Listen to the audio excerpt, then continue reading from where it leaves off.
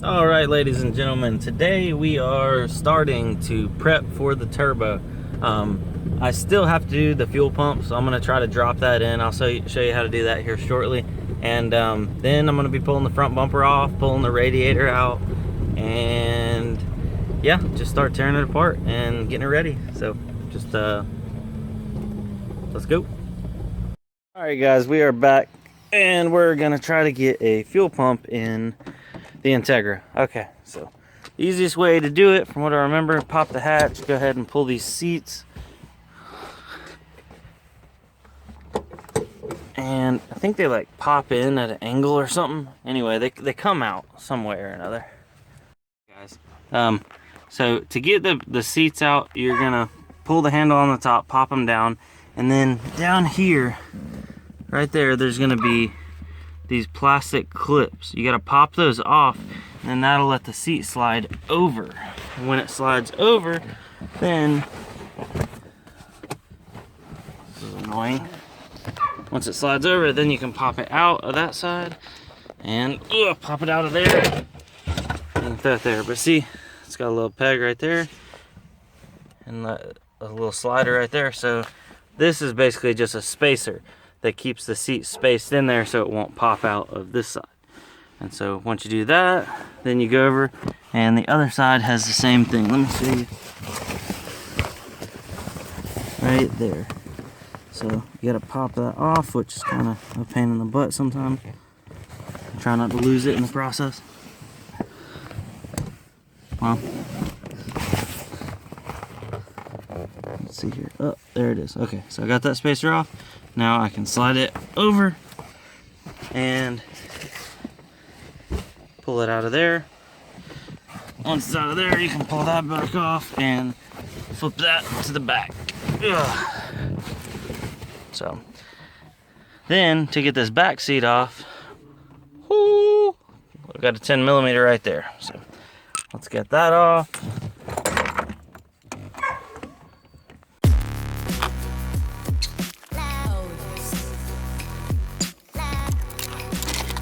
So once you get the screws out of there, you pop this top cover off, and then you got a little plug right there. You will unclip that plug, and then that's the plug for the fuel pump. Gosh, that thing is nasty looking. Might spray some a little bit of dielectric grease in there when I put it back, but that's the power for the fuel pump. Then here is your pressure line, and there's your return line. So we're gonna pull this clip, slide it back, pull that one off, and also undo this one, and make sure your car is off and you pulled the power for the fuel pump off first, so then that way it can't build any more pressure. After we get those off, then we're going to do these nuts that hold it on. So yep, I'm going to turn the camera off right now. I don't have anybody to help me hold it, so I'll be right back. Any inquiring minds, the nut that holds that on is a 17, so you will need a 17 to break it loose. You will see a little bit of fuel kind of squirt when you break this loose. Ugh. If I can break it loose. Okay, there we go. Alright. See the fuel right there? It's bleeding the pressure down. It's good to have a little bit of paper towels or something to soak it up, but give that a second. Alright, after you loosen this up, you're going to pull, I like to pull it out.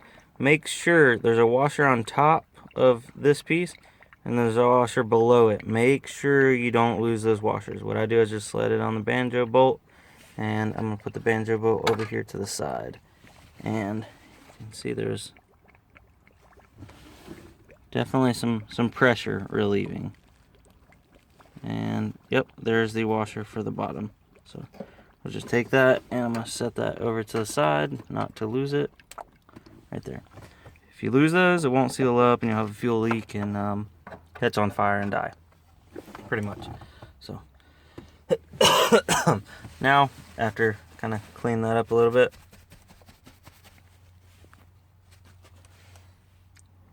I'm going to go ahead and get some pliers, clamp this, and pull it off. Alright, so we got the return line off, and now it's time to pop all these nuts loose. So, 1, 2, 3, bam. Alright, so now you're just going to lift up and it's in there at an angle, if that makes sense. I'll try to get it on camera.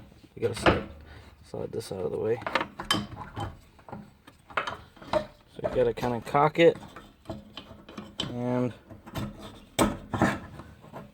you gotta be gentle. Don't pull too hard. Let it drain down if you still have gas in there. I still had some gas in there, so I'm gonna let that drain off of that filter. And that looks like that's about it. So let's hop out of the car. Okay, yeah, we'll let that drain off a little bit more. But that is your fuel pump right there. That definitely looks like an OEM, just a stock fuel pump. Well, hold on. Yeah, that's a stock one. It's not, I don't think it's been replaced. But yeah, no. Nope. But okay, well, we'll get the other one out here and see if we need to do any modifying on it. Alright, now usually on the stock pumps there's like this little lock tab thing that goes like right there, and it's kind of always a pain. I usually just grab some needle nose and like pop it off.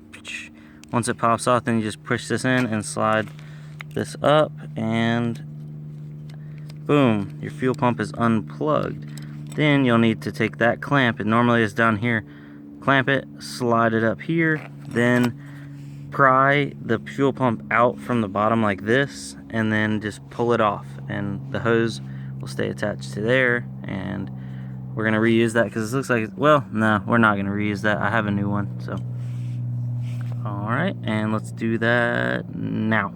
Now here is the Chemso. It's the Aeromotive 340 knockoff basically, and just like setting it in here, doing like a quick test fit. Let's see here. I'm going to need a shorter line. So it came with a line. I'm going to cut that down to length and pop that on there. And wow, does it use the same clip? No way. Does it? Oh, let me see. No way. It uses the same plug as the stock 95 Integra fuel pump. So if anybody is scared to do a fuel pump on their 95 Integra, don't be. I mean, literally the hardest part is finding the tools to do it, which isn't even hard. So don't be afraid to do it. It's actually, it's kind of satisfying because the shop would charge you like, you know, an arm and a leg to go do a fuel pump most of the time. So, yeah. But let me get this cut down and popped in there, and then we'll slide this in and pop the little rubber piece right here. There's a new one that comes like to keep it from rubbing, and then put the filter on the bottom. Comes with a new filter also, and get ready to put it back in. All right, so I got the new pump in. It came with a little bit different style fuel filter on the bottom, or fuel sock, or whatever you want to call it. So I'm gonna get ready to throw this thing in and see if I put everything together right. I mean, it's really hard to mess it up. So you just kind of put it together back how it came apart. Now, on a lot of aftermarket pumps, it'll come with a, let me show you right here, its own clip or wire. See, then you'll have to plug that into the new pump and then wire it into your old ones. But this one actually just was a plug and play unit, so that's really cool. Especially most of the time when you cheap out, it is not plug and play. Oh, and there we are. When we got it all plugged back in, there's this little sock that goes over this, kind of just pull it back over it. Don't forget, when you put that banjo bolt back into that fuel line, you need to make sure to have the washer on the bottom and then one on the top of this this fitting. And also slide the oh, we just lost battery. We just lost light. So, dang, that stinks. But slide the clamp back over onto the return line. All right, and you'll have to excuse me because my light died. But let's go ahead, and once you get your new pump in, turn it on and listen for it to prime. Listen closely. Okay, yeah, it's a lot louder than stock. So prime it, say 3 times, and then let's fire it up. Woo, there she goes.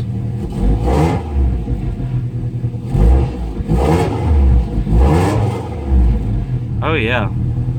So we definitely have the fuel pressure now. If anything, it starts up a whole lot better than it did before. So who knows, that stock fuel pump may have been weak and letting it go lean. Alright guys, well I didn't end up having enough time to get started on anything else. I just threw the pump in there, got it primed, and got it started back up. But I was playing around with it, and it looks like maybe that had some more to do with my fuel issue. The stock pump had a bunch of junk on the filter, so now it starts up really crisp, and there's not as much hesitation on the bottom end. So the injectors and the fuel pump, the fuel system is now ready for the turbo. So, by the way, a couple people asked, the stock fuel pump is not good for, I want to say over 200 horsepower. Some people are pushing them like 180 to 190, but if you want to make over 200 and you want to be reliable, because if your fuel pump dies, that can be the death of your motor. You lose, fuel pressure goes down, and then you go lean, and it doesn't take much to actually to crack a piston or worse. So, yeah. Thanks for watching. Boop.